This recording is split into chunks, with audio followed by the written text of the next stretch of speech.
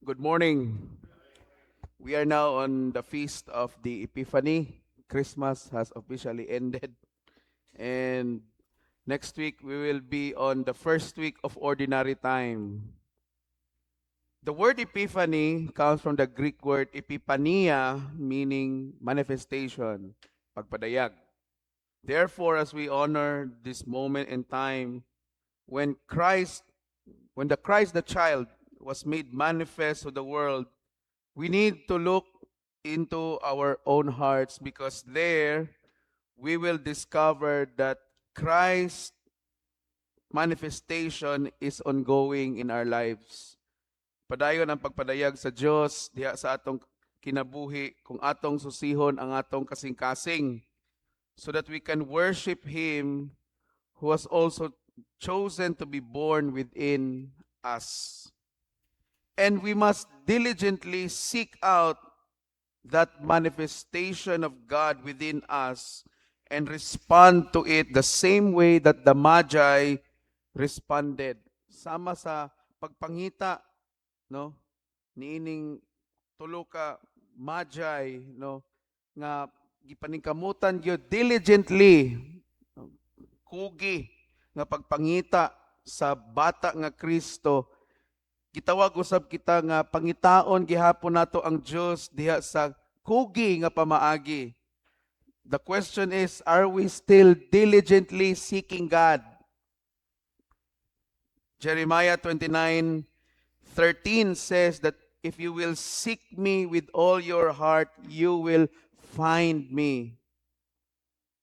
Seeking God with all our hearts.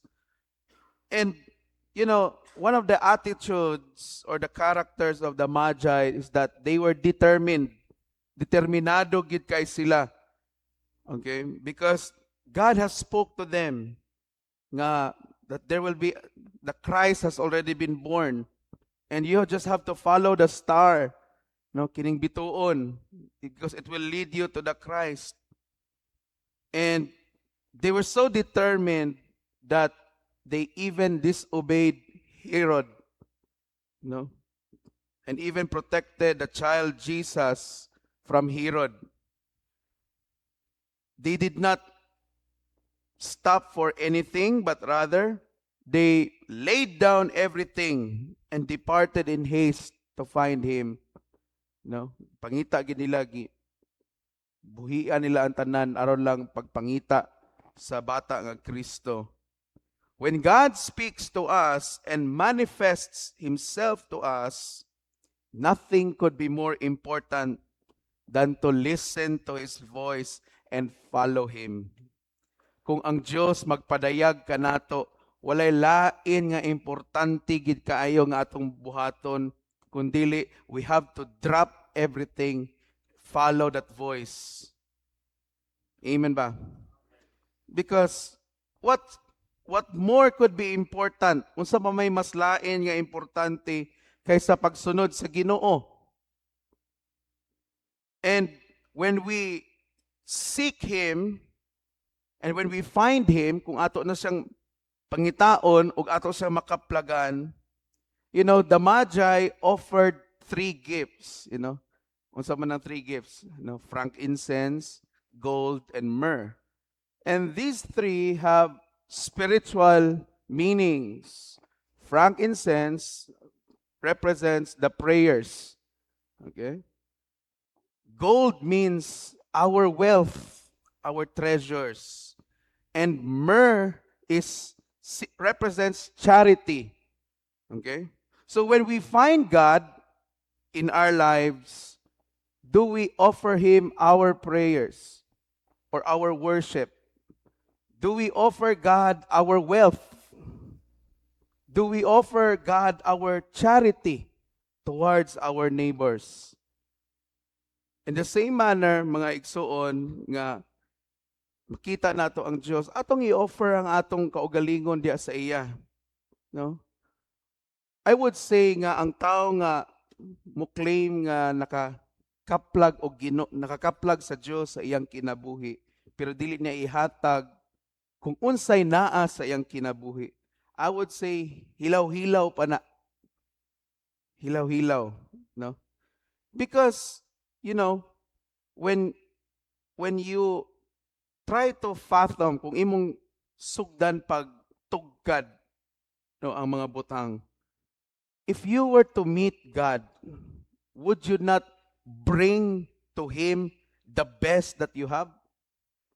Nga kung makikita ka sa Diyos ba, kung imong i-analyze nimo, dili ba nga magdalagid ka sa pinaka the best? No? If you meet the President of the Philippines, would you dress in your ordinary clothes? Dili oy.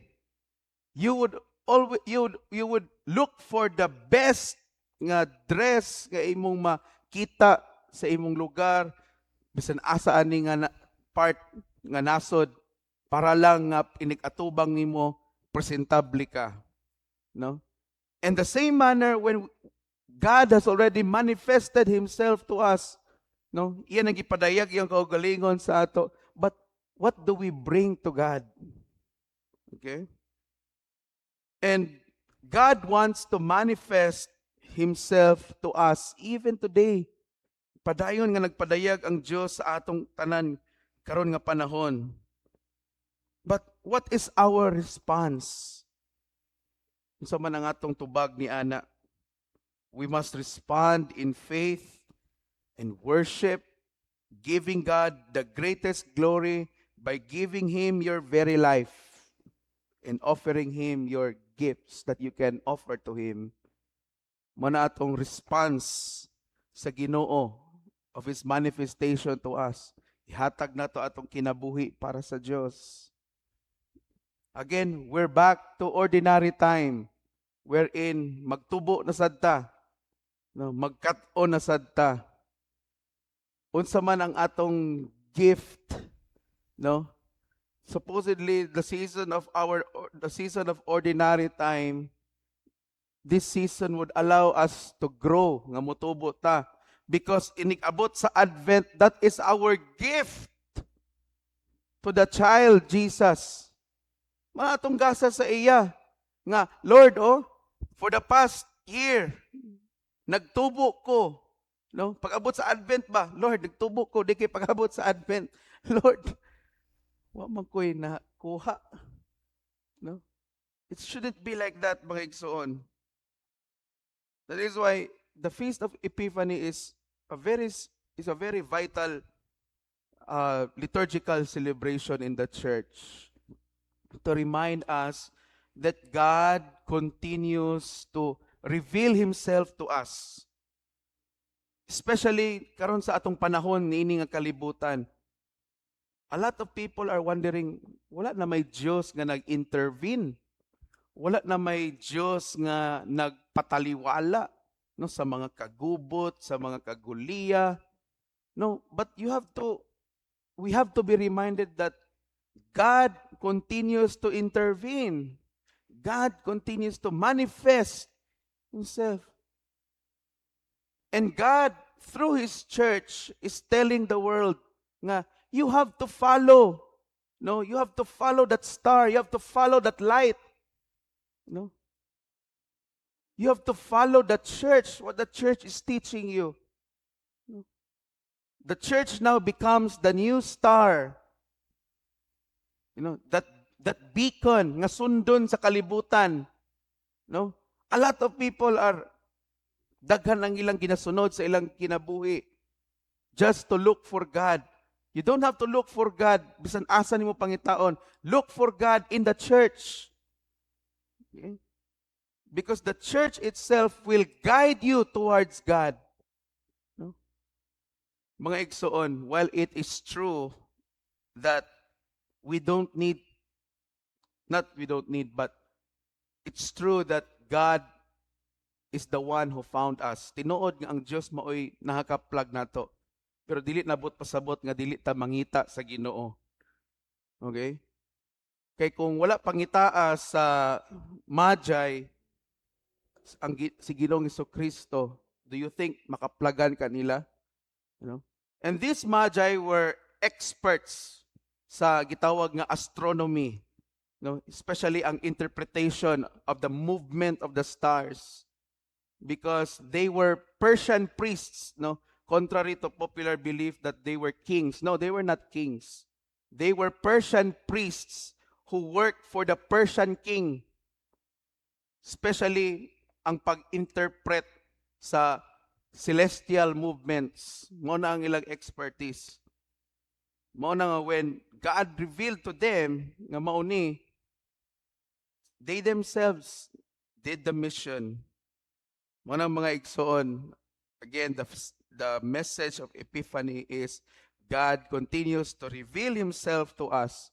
So kita po, our job is to continue to search for God. No? Pangitao na to ang Diyos. Okay? And again, in the words of the prophet Jeremiah, if you seek Him with all your heart, you will find Him. That's the very promise. Kung mangita ta sa Diyos, naara ang Diyos diha. Ang Diyos dili sama sa tao nga, labi na sa tao nga nakautang nga magtago-tago dayon. Kung mangita ng kolektor. No? Pero ang Diyos dili ingana. Pagitao na to ang Diyos, yeah, we will find Him if we seek Him diligently, tinuoray, no, kugi. And how do we do that? What we are doing now. This is how we seek God. We seek God in the sacraments. We seek God by hearing His word. We seek God by participating in the life of the church. That's how we seek God. And if we continue to do that, makaplagan dyan nato ang Diyos. And that's Epiphany. Please stand.